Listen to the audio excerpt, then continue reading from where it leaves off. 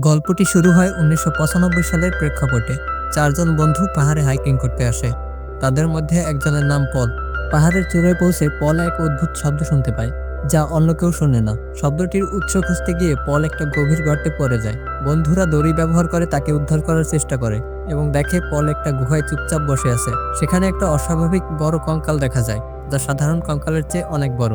চারপাশে আরো ছোট কঙ্কাল ছিল, যেন তারা বড় কঙ্কালের সামনে মাথা নত করেছে। পলের আচরণ অস্বাভাবিক হয়ে ওঠে। সে তার বন্ধুদের বলে, আমাকে স্পর্শ করো না, নইলে মরে যাবে। বন্ধুরা সতর্কতা উপেক্ষা করে তাকে উদ্ধার করে কাছেই একটি কাঠের কুঁড়ে ঘরে নিয়ে তাকে রাখে। তখন শুরু হয় তুষারপাত। তারা বাইরে যেতে পারে না। একজন বন্ধু খাবারের সন্ধানে বের হলে অন্য বন্ধু পলের পাশে থাকে। পলের বন্ধুটি তার হাতে একটা বাদ্যযন্ত্র দেখে সেটি বাজাতে থাকে। কিছুক্ষণ পরে বাইরে একটি কালো ছায়া দেখে সে ভয়ে ঘরের দরজা বন্ধ করে দেয়। ছায়াটি দরজায় কড়া নাড়ে, কিন্তু কিছুক্ষণ পর তা চলে যায়। রাতে পল তার বন্ধুর কানে কিছু বলে। পরদিন সকালে দেখা যায় পল নিখোঁজ। বন্ধুরা তার পায়ের চিহ্ন অনুসরণ করে তাকে খুঁজে পায়। পল একটা বাদ্যযন্ত্র বাজাচ্ছিল এবং একটি মন্ত্র পাঠ করছিল। তখনই তার বন্ধু, যার কানে সে কথা বলেছিল, আচমকা আক্রমণাত্মক হয়ে ওঠে। সে দুই বন্ধুকে হত্যা করে এবং পরে নিজেকেও মেরে ফেলে। এটি দেখে বোঝা যায় পল তার উপর প্রভাব ফেলেছিল। 23 বছর পরে গল্পটি এগিয়ে আসে 2018 সালে। এখানে দেখা যায় জেমস নামের এক ব্যক্তি, যার স্ত্রী এবং মেয়ে গাড়ি দুর্ঘটনায় মারা গেছে। তাদের মৃত্যুতে সে গভীর শোকে ডুবে থাকে। জেমস একটি নিরাপত্তা সরঞ্জামের দোকান চালায়। একদিন একটি হোটেলে সে নিজের জন্মদিনে কুপন দেখায়। যদিও তার জন্মদিন 3 দিন আগে ছিল, হোটেল কর্তৃপক্ষ কুপনটি গ্রহণ করে এবং তাকে বিনামূল্যে খাবার দেয়। জেমস বাসায় ফিরে তার বন্ধুর মেয়ে অ্যামান্ডার সাথে দেখা করে। অ্যামান্ডার বাবা মাও মারা গিয়েছিল, তাই তারা দুজন একে অপরের দুঃখ ভাগাভাগি করে। কথোপকথনের সময় অ্যামান্ডা বলে, আমার মনে হয় এই পৃথিবী শুধুই কল্পনা। যা কিছু আমরা গভীরভাবে চিন্তা করি এবং যার উপর মনোযোগ দেই, সেটাই বাস্তব হয়ে ওঠে। পরের দিন অ্যামান্ডার মা তার মেয়েকে খুঁজতে গিয়ে তাকে বাড়িতে দেখতে পান না। বাথরুমে গিয়ে আয়নায় একটি বার্তা লেখা দেখতে পান, যেখানে লেখা ছিল, the MT man made me do it, অর্থাৎ এমটি ম্যান আমাকে এটি করতে বাধ্য করেছে। এটি দেখে অ্যামান্ডার মা হতভম্ব হয়ে যান এবং জেমস ও পুলিশকে খবর দেন। জেমস ঘটনাটি তদন্ত করতে শুরু করে। অ্যামান্ডার ঘর থেকে একটা ইনস্টিটিউটের প্যাম্পলেট খুঁজে পায়, যেখানে পিছনে তুলপা লেখা ছিল। পরদিন স্কুলে গিয়ে অ্যামান্ডার এক বন্ধুর সাথে কথা বলে। বন্ধুটি জানায়, 2 দিন আগে আমরা অ্যামান্ডার সাথে একটা ব্রিজে গিয়েছিলাম। সেখানে সে আমাদের এমটি ম্যান সম্পর্কে বলছিল। সে বলেছিল, এটা একটা প্রাচীন লোককাহিনী। যারা এর উপর বিশ্বাস করে তাদের চিন্তায় এটি বাস্তবে রূপ নেয়। প্রথম দিন তুমি তার আওয়াজ শুনবে, দ্বিতীয় দিন তুমি তাকে দেখবে এবং তৃতীয় দিন সে নিজেই তোমার কাছে আসবে। বন্ধুটি আরও জানায় যে তারা ব্রিজে বোতলে ফু দিয়ে এমটি ম্যানের কথা চিন্তা করছিল। পরদিন রাতে সে অ্যামান্ডাকে এক বন্ধুর কানে কিছু বলতে দেখে। জেমস সেই বন্ধুরা যেখানেই ছিল সেখানেই খুঁজে যায়। আরেক বন্ধুর বাড়িতে আবার ইনস্টিটিউটের প্যাম্পলেট পাওয়া যায়। পরে জেমস সেই ব্রিজে যায়, যেখানে অ্যামান্ডা এবং তার বন্ধুরা বোতলে ফু দিয়েছিল। সেও একটি বোতলে ফু দিয়ে এমটি ম্যানের কথা চিন্তা করে। পরের দিন ব্রিজের নিচে সে অ্যামান্ডার বন্ধুদের মৃতদেহ ঝুলতে দেখে। সেখানে আবার সেই মেসেজ লেখা ছিল, the MT man made me do it. James এই ঘটনাগুলোর জন্য পুলিশকে জানায়, কিন্তু পুলিশ তার কথা গুরুত্ব দেয় না। এরপর অ্যামান্ডা সেই বন্ধু, যে জেমসকে পুরো ব্যাপারটি বলেছিল, হঠাৎ সে মারা যায়। দেখে মনে হয় সে নিজেই নিজের প্রাণ নিয়েছে। জেমস বিষয়টি আরও গভীরভাবে তদন্ত করতে শুরু করে। ইন্টারনেটে ইনস্টিটিউট এবং তুলপা সম্পর্কে অনুসন্ধান করে এবং জানতে পারে যে এটি একটি কাল্ট বা ধর্মীয় গোষ্ঠী, যারা বিশ্বাস করে কারো সম্পর্কে গভীরভাবে চিন্তা করলে বা মনোযোগ দিলে সেই চিন্তা বাস্তবে রূপ নেয়। জেমস ইনস্টিটিউটে যায়, যেখানে তাকে একটা ফর্ম পূরণ করতে বলা হয়, যা সব আগতদের পূরণ করতে হয়। তবে জেমস এটি পূরণ না করে সরাসরি ভেতরে প্রবেশ করে। সেখানে একজন প্রধান বক্তা সবাইকে বক্তব্য দিচ্ছিলেন। বক্তার কথা একদম মিলে যায় অ্যামান্ডার কথার সাথে। বক্তা বলেন, এটি এমটি ম্যানের বার্তা। এটি এমন এক শক্তি যা তার উপাসকদের ইচ্ছা পূরণ করে, যতক্ষণ তারা তার উপর বিশ্বাস রাখে। বক্তার কথা শোনার পর জেমস তার কাছে গিয়ে এমটি ম্যান সম্পর্কে জানতে চায়। বক্তা বলে, এটি এক ধরনের শক্তি যা আমাদের চিন্তা বাস্তবায়ন করতে সক্ষম করে। এমটি ম্যান তার উপাসকদের বিশ্বাসের মাধ্যমে তাদের সাহায্য করে। জেমস অ্যামান্ডার খোঁজে ইনস্টিটিউটের প্রতিটি জায়গা খুঁজতে থাকে।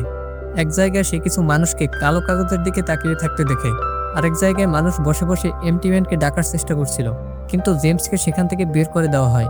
এরপরে একজন তাকে বলে, অ্যামান্ডাকে একটি গোপন ক্যাম্পাসে প্রশিক্ষণের জন্য পাঠানো হয়েছে, যা জঙ্গলে অবস্থিত। তবে আমি বলবো এদের থেকে দূরে থাকাই ভালো, কারণ এরা খুবই বিপজ্জনক।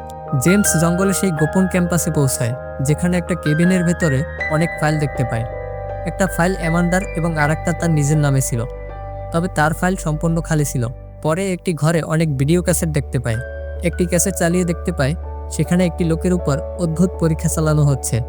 মনে হচ্ছিল ওই ব্যক্তির শরীরে কিছু প্রবেশ করানোর চেষ্টা করা হচ্ছে। রাত হওয়ার পর বাইরে অনেক লোক আগুনের চারপাশে ঘুরে ঘুরে মন্ত্র পড়ছিল। জেমস যখন তাদের দেখছিল তখনই আগুন হঠাৎ করে আকাশের দিকে উঠে যায়। ভয়ে জেমস দ্রুত জায়গা ছেড়ে গাড়ি নিয়ে পালিয়ে যায়। জেমস পুলিশের কাছে গিয়ে পুরো ঘটনাটি জানায়, কিন্তু পুলিশ তার কথাই বিশ্বাস করে না। পরে সে অ্যামান্ডার মায়ের কাছে গিয়ে বলে, অ্যামান্ডা এমন একটি কাল্টের সদস্য যারা এমটি ম্যানে বিশ্বাস করে এবং তারা পুজো করে। এরা খুবই বিপজ্জনক এবং যে কাউকে হত্যা করতে পারে। তোমার জীবনও ঝুঁকিতে রয়েছে। জেমস তাকে নিরাপদ স্থানে নিয়ে যাওয়ার প্রস্তাব দেয়, তাকে একটি হোটেল রেখে আশ্বস্ত করে যে তিনি সেখানে নিরাপদ থাকবেন। রাতে জেমস ঘুমানোর সময় অদ্ভুত শব্দ শুনে জেগে ওঠে। সে দেখে একটি ছায়া তার দিকে আসছে।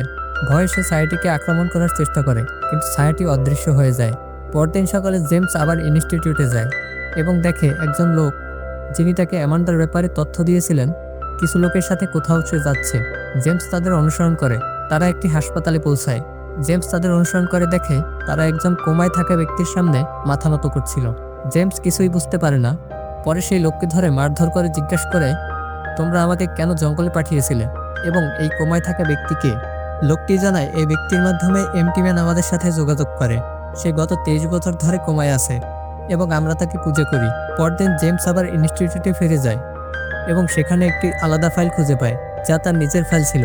ফাইলটি খুলে সে দেখে তার জীবনের সমস্ত তথ্য সেখানে রয়েছে, এমনকি সেই কুপনটিও, যা সে কয়েকদিন আগে ব্যবহার করেছিল। এটি দেখে সে স্তম্ভিত হয়ে যায়। জেমস এরপর হাসপাতালে ফিরে যায় এবং কোমায় থাকা ব্যক্তিকে গভীরভাবে পর্যবেক্ষণ করে। সে বুঝতে পারে এই ব্যক্তি পল, যাকে আমরা সিনেমার শুরুতে দেখেছিলাম।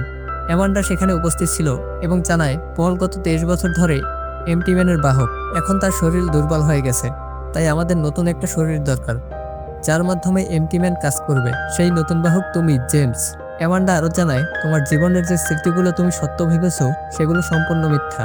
এই কাল্ট তোমার চরিত্র এবং স্মৃতি তৈরি করেছে। তোমার আসল জীবন বলে কিছু নেই। এই সব কিছুই এমটি ম্যানের বাহক হিসেবে তোমাকে তৈরি করার জন্য করা হয়েছে। জেমস ধীরে ধীরে বুঝতে পারে তার জীবনে আসলে একটা বিভ্রম। সে ততক্ষণে বুঝে গেছে যে তাকে তুলপা অর্থাৎ এমটি ম্যানের নতুন বাহক হিসেবে তৈরি করা হয়েছে। জেমস ধীরে ধীরে মানসিকভাবে ভেঙে পড়ে। তার মনে পড়ে সেই স্থান যেখানে 23 বছর আগে পল সেই বিশাল কঙ্কালের সামনে বসেছিল। একইভাবে জেমসও দেখতে পায় এমটি ম্যান ধীরে ধীরে তার শরীরে প্রবেশ করছে এবং তাকে সম্পূর্ণভাবে নিয়ন্ত্রণে নিচ্ছে।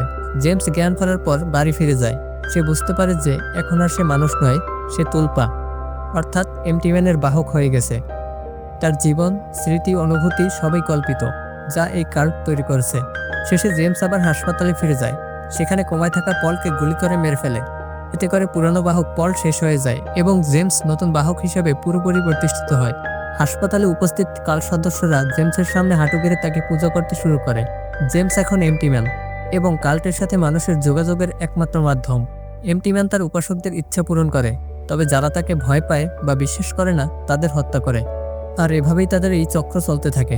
গল্পটি শেষে বোঝা যায় কাল্ট সদস্যরা শুরুতে জেমসকে কল্পনা করেছিল এবং তার চরিত্র সৃষ্টি করেছিল এবং খুব সতর্কভাবে তাকে বাস্তবে রূপ দিয়েছিল।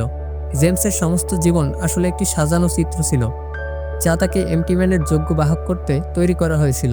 যখন জেমস দুর্বল হয়ে পড়বে, কাল্ট নতুন একটা বাহক তৈরি করবে এবং এই চক্র এভাবেই চলতে থাকবে। আর এটা দেখানোর মাধ্যমে সিনেমাটি শেষ হয়, যা দর্শকদের কাছে একটা গভীর প্রশ্ন রেখে যায়।